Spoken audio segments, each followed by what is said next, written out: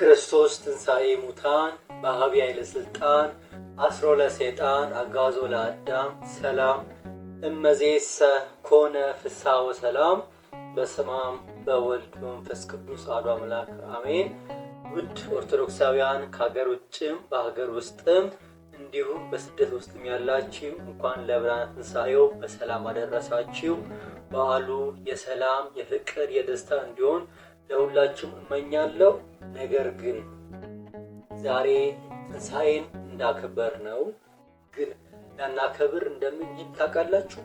ለምን ብላችሁ ደግሞ ራሳችሁን እስቲ ወደ ውስጥ ገባ ብላችሁ አንዴ አስቡ። በግጥሜ ደግሞ መልሱን የምታገኙ ይሆናል። መጨረሻ ላይ ደግሞ ትንሽ ማብራሪያ ለሱ መልስ የምሰጥ ይሆናል። ስለዚህ እስከ መጨረሻው ከኔ ጋር ሁኑ። ሰብስክራይብ፣ ላይክ፣ ሼር፣ ኮሜንት በማድረግ አበረታቱኝ።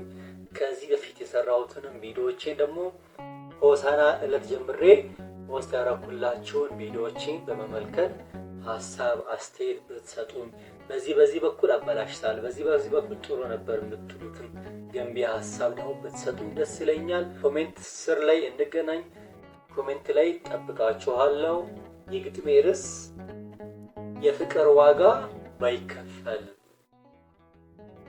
ባይወለድ ባይሞት ባይነሳልን ኖሮ ዓለም ምን ትሆን ነበር በጽልመት ታስሮ። ተስፋው ተቆርጦ የሰው ልጅ ምስኪኑ የት ይደርስ ነበር በከንቱ መባዘኑ። ተሰቅሎ ባይቆም በፍቅር ተራራ የኃጢአት ቅጥር ባይፈርስ ባይደራ ፍዳው ባልተከፈለ በደሙ ዋጋ ሰው የት ይሄድ ነበር ከሞት ጋር ባይዋጋ። የመቃብር ደጃፍ ባይከፈት ኖሮ ሞት እንደገዛን በቀረ ነበር በስልጣኑ ታስሮ።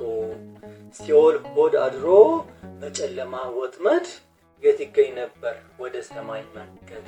ባይነሳልንማ የትንሣኤው በኩር የሕይወት ትርጉሙ ይሆን ነበር እንቆቅልሽ ምስጢር።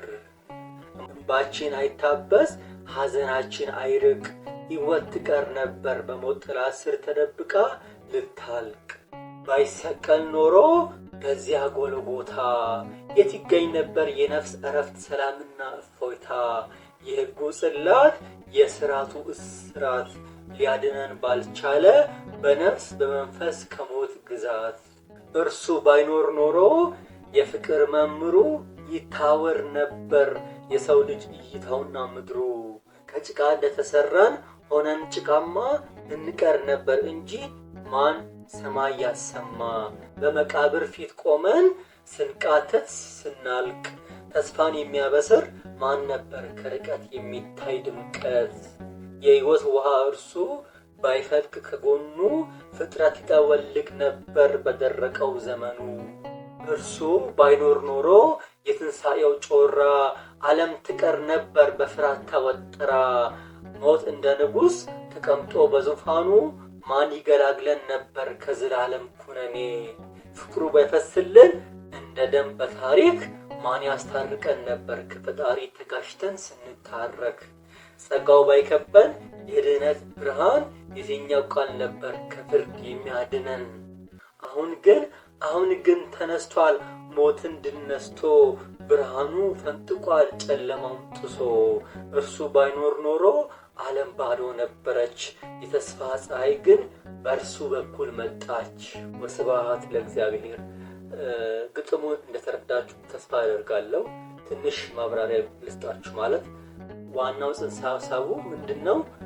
ክርስቶስ ባይሰቀል፣ ክርስቶስ ወደዚች ዓለም ባይመጣ፣ የአዳምን ልጅነት ባይመልስ፣ የ5500 ዘመን የኩነኔን ዓመት የዓመተ ፍዳን ዘመን ባያጠፋልን ኖሮ ይሄ ዓለም ምን ይሆን ነበር፣ ሰዎች ምን ይሆኑ ነበር የሚለው ለማሳወቅ የተሰራ ቪዲዮ ነው። እንደዚህ ጥቁር ነበር ምን ለብሰው የዛሬን ትንሣኤ ልናከብር አንችልም ነበር። ይህን ትንሣኤን ያሳየን እግዚአብሔር ስሙ የተመሰገነ ይሁን። አሁንም ቪዲዮቼን የምትወዱ ከሆነ ሰብስክራይብ በማድረግ አበረታቱኝ።